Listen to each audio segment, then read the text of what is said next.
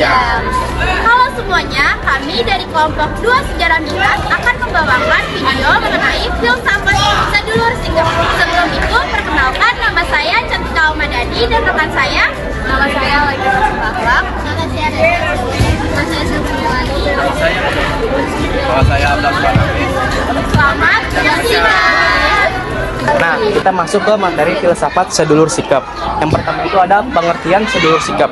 Sedulur sikap adalah komunitas adat yang berasal dari Jawa Tengah, terutama daerah Blora, Kudus, Pati, Rembang, yang mengikuti ajaran Samin Surya Sentiko pada akhir abad ke-19. Awalnya dikenal sebagai Gerakan Samin. Mereka menentang penjajahan Belanda secara damai dan mengajarkan hidup jujur, sederhana, dan tidak merugikan orang lain. Nah, are-are, kalian tahu nggak sih latar belakang filsafat sedulur sikap? Nah, kalau nggak tahu, sini biar saya jelasin. Latar belakang filsafat sedulur sikap, pendirinya adalah Raden Kohar, yang kemudian dikenal sebagai Samin Suren Sentiko. Ajaran muncul sebagai bentuk protes terhadap yang pertama, penindasan kolonial. Yang kedua, pajak tanah dan kayu. Yang ketiga, ketidakadilan sosial. Nah, Samin mengajarkan bahwa perlawanan terhadap kolonial harus dilakukan tanpa kekerasan, tetapi melalui kejujuran, kesederhanaan, dan keteguhan sikap. Halo Sadayana, sebelumnya kalian tahu nggak sih tentang ajaran pokok dari filsafat sedulur sikap?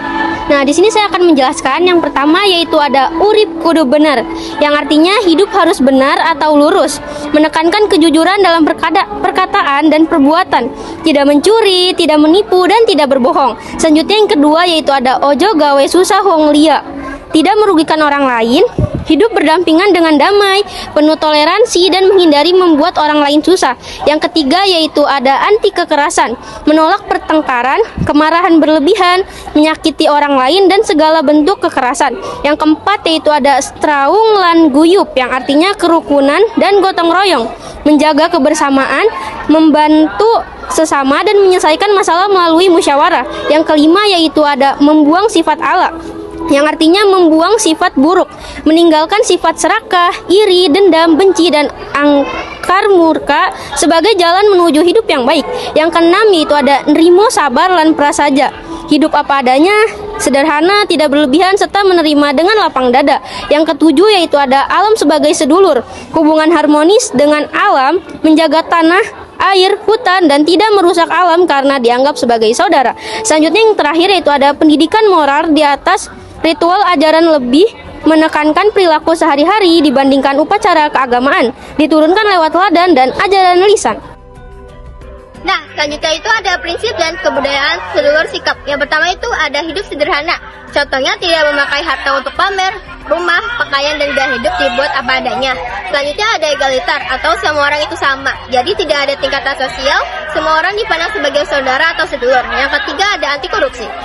Karena mereka menjunjung kejujuran, mereka menolak untuk mencuri atau mengambil hak orang lain. Yang keempat ada menolak praktek manipulasi. Contohnya tidak berbohong dalam administrasi pemerintah atau tidak menyogok. Nah, kocok-kocok KB, ada pula contoh praktik filsafat sedulur sikap dalam kehidupan sehari-hari. Yang pertama itu ada tidak mengambil barang meski kecil, misalnya jarum, benang, atau kayu. Yang kedua itu tidak mengucapkan kata kasar atau memarahi anak dengan kekerasan. Yang ketiga, menyelesaikan masalah lewat musyawarah. Yang keempat, berani bertani tanpa merusak lingkungan. Yang kelima, memberi bantuan kepada tetangga tanpa pamrih. Yang keenam, tidak melakukan poligami umumnya monogami. Yang terakhir, menggunakan bahasa halus meskipun sedang marah. Rere, sektor. Kenapa iki? Iki loh. Coba. Aku are terangke. Kenapa? Angke tujuan filsafat sedulur sikap. Apa itu? Nah, yang pertama, menjaga kedamaian hidup. Yang kedua, menciptakan masyarakat yang jujur dan bersih. Yang ketiga, hidup harmonis dengan alam. Yang keempat, mengurangi sifat buruk manusia. Yang kelima, melawan ketidakadilan tanpa kekerasan. Dan yang terakhir, menguatkan solidaritas sesama manusia. Oh, ngono toh. Iya. Are, mau tau gak sih pendapat salah satu guru yang berasal dari Jawa Tengah, tempat di mana filsafat sedulur sikap ini diterapkan? Yuk ikuti kita. Nah, are-are, kali ini saya dan teman saya akan mewawancarai Bu Erna mengenai filsafat sedulur sikap. Oke Bu, jadi saya mau nanya Bu, mengenai sedulur sikap itu menurut Ibu kayak bagaimana? Sedulur sikap itu adalah dalam kehidupan sehari-hari kita itu kita harus saling menyayangi, saling menghormati, saling menghargai, saling kerjasama, ya, saling mengerti, ya, itu yang penting. Nah, sifat-sifat kayak itu harus dimulai dari diri kita sendiri. Apa makna utama filsafat sedulur sikap dan bagaimana nilai-nilai tersebut diterapkan dalam kehidupan sehari-hari? Ya, maknanya itu membangun hubungan yang harmonis. Artinya apa ini? Dengan perilaku yang baik, sikap perilaku kita saling menghormati, menghargai, menyayangi, empati dan lain sebagainya pada orang lain, otomatis itu membangun hubungan yang harmonis terhadap orang lain. Yang kedua, yaitu dengan cara membantu kita menghormati tadi, kita akan meningkatkan kebahagiaan kita.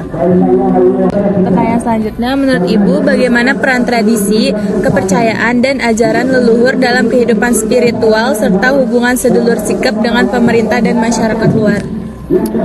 Kalau dengan sesama, dengan lingkungan tadi, gotong royong dan lain sebagainya, ya kan kerjasama, saling mengasihi gitu.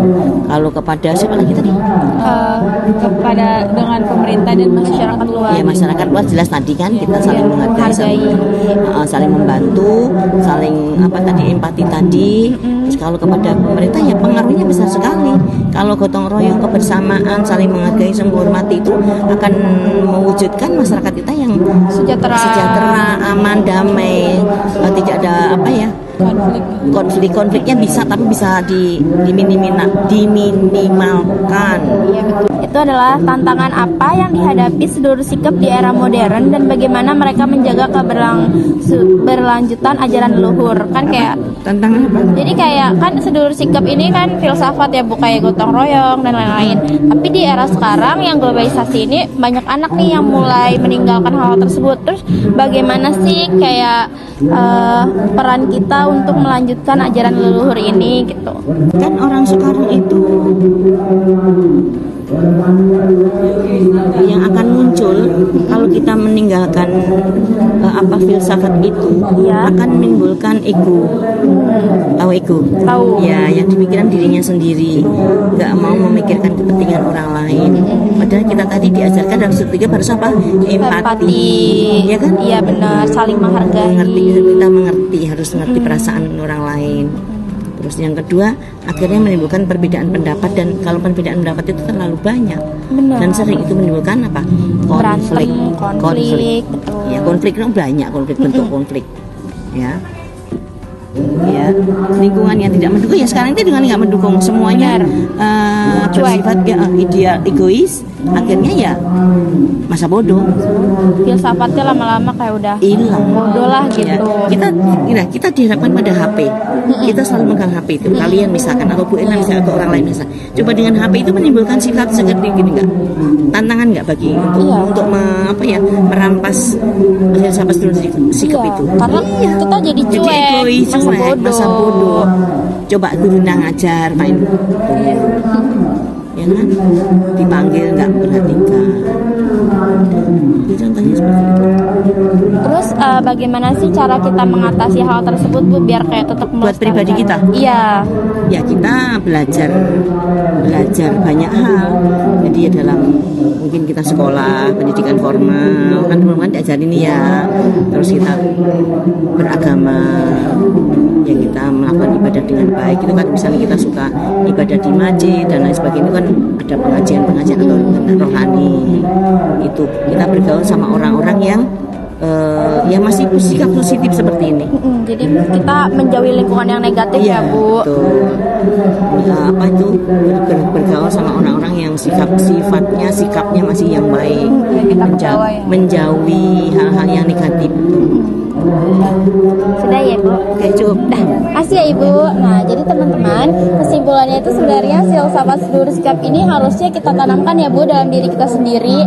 Kayak bagaimana cara kita empati, terus saling gotong royong dan saling menghargai gitu. Dan jangan meninggalkan filsafat ini karena filsafat ini penting dalam kehidupan kita. Sekian penjelasan filsafat sedulur sikap dari kelompok kami. Wassalamualaikum warahmatullahi wabarakatuh.